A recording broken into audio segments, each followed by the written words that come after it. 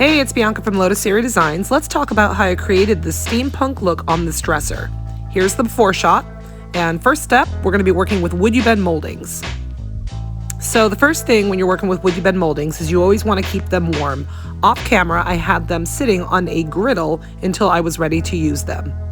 Next, I'm using Titebond wood glue and applying it to the back of the molding, and then I press it into the corner of the drawer here, as you see. In this case, I am using a clamp, and if your glue seeps out of the sides of the WoodUbend, just wipe it away with a clean, wet rag.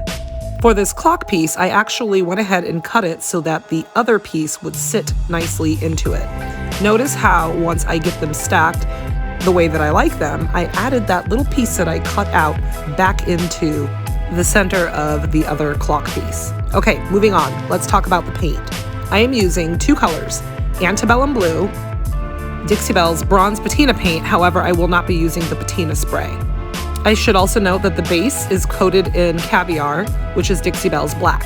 So I am using one of Dixie Belle's synthetic brushes. It's called the Mini. And using a dry brush technique, I am just alternating between the two colors.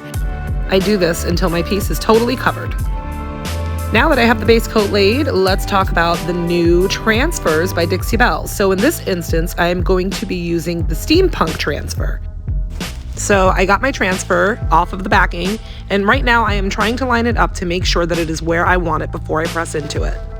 Once it's where I want it, I grab the stick that came in the packaging with the transfer, and I am burnishing it in to my piece to make sure that it sticks well. Once I am satisfied that it's on there, I do begin to peel back the outer layer.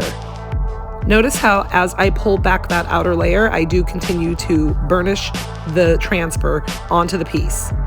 I do have to say this is probably the easiest transfer I have ever used in my life, and I am so happy that Dixie Belle brought it to the market.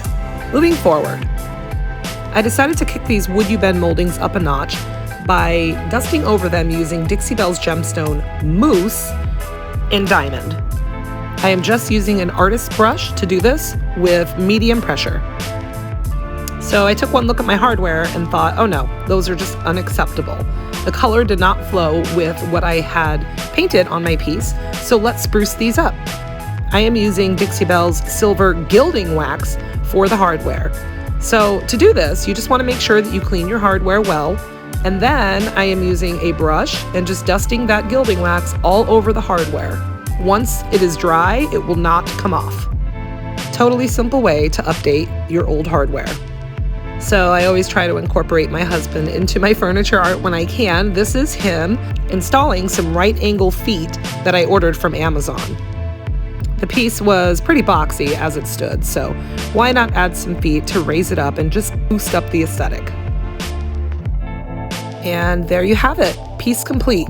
This was definitely one of the easier projects I have worked on. Special thanks to Dixie Belle and WoodUbend for making such fantastic embellishment tools. And an even more special thanks to all of you for watching. Don't forget to subscribe to my channel so you don't miss anything, and also use the links in the description to place your order for these amazing products. Bianca, Lotus Series Designs, signing out. We'll see you next time.